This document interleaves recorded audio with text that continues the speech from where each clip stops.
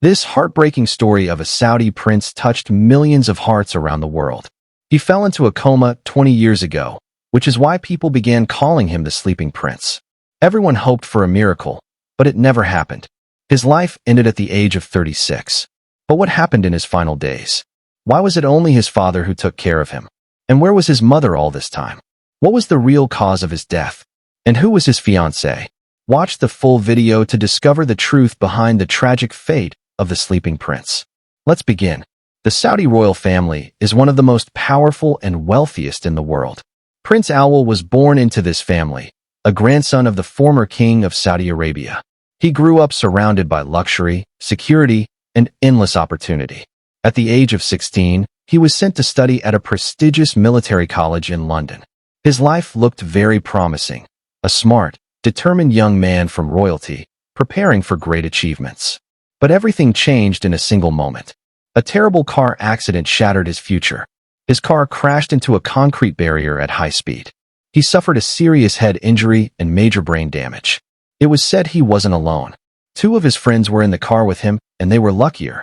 In unofficial accounts, people said that when the prince briefly regained consciousness, the first thing he asked was, "How are my friends?" And then he lost consciousness again.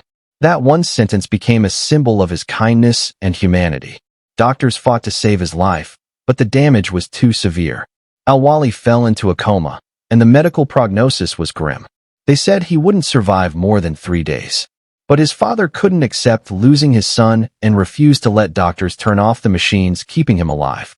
He said, "Who am I to take his life? If God wanted to take him, it would have happened already."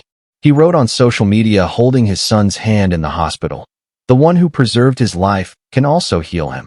Right after the crash, the young man was transferred to the capital of Saudi Arabia to one of the best medical centers in the country. And so began the long story of the sleeping prince. But what was hidden behind this tragedy?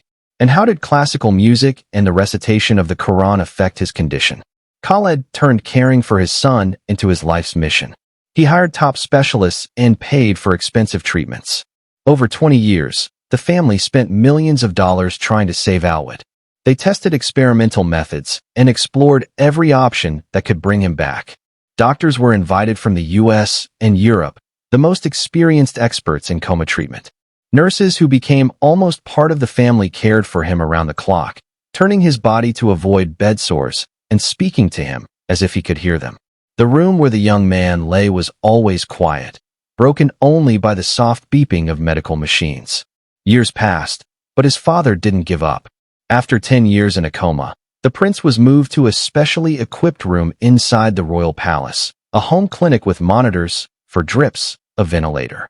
Nurses were always nearby, and his father came every day to read to him and share family news.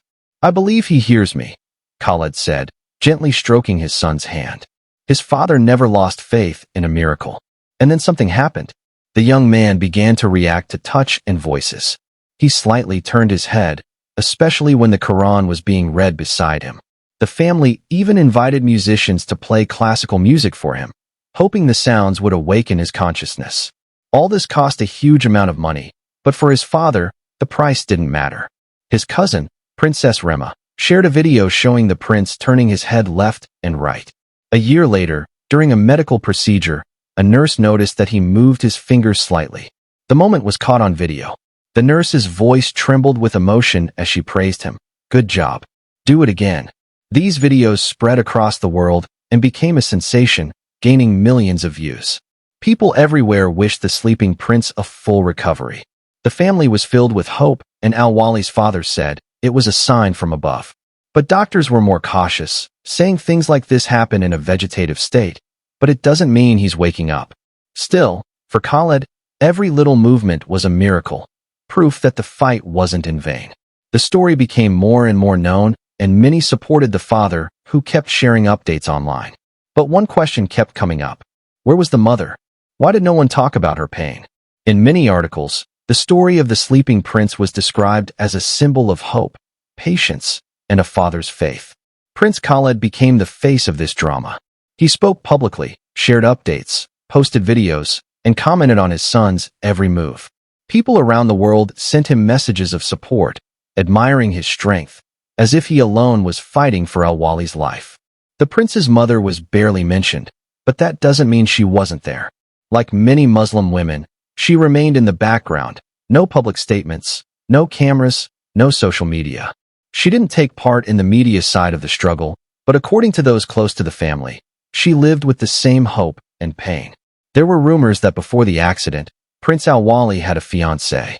As often happens, she was his cousin and their union had been arranged since childhood. People said she never married and kept visiting the family. It was never confirmed, but those who followed his story often mentioned it because people want to believe in miracles, even ones that feel like fiction.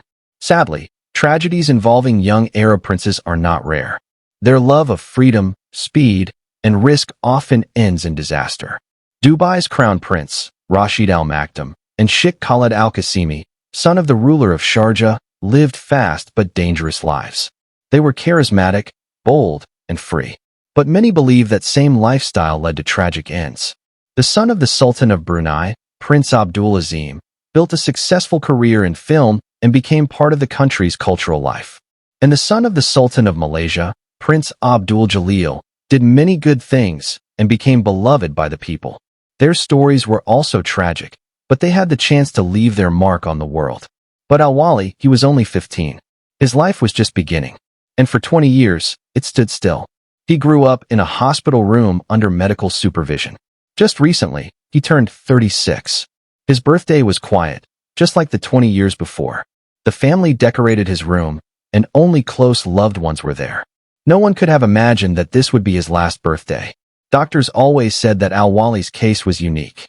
Very few people stay in a coma for this long. With such brain trauma, most patients pass away within weeks or months. But his body kept fighting for nearly 2 decades. Usually in these cases, complications start to build up: weight loss, organ failure, infections. Eventually, the heart simply gives out. That's what happened to Al-Wali. After 20 years, his heart stopped. His grieving father shared the news in his personal blog, quoting verses from the Quran. With hearts accepting God's will and deep sorrow, we mourn our beloved son. May Allah have mercy on him who left us today, he wrote, thanking everyone who prayed for the young man all these years.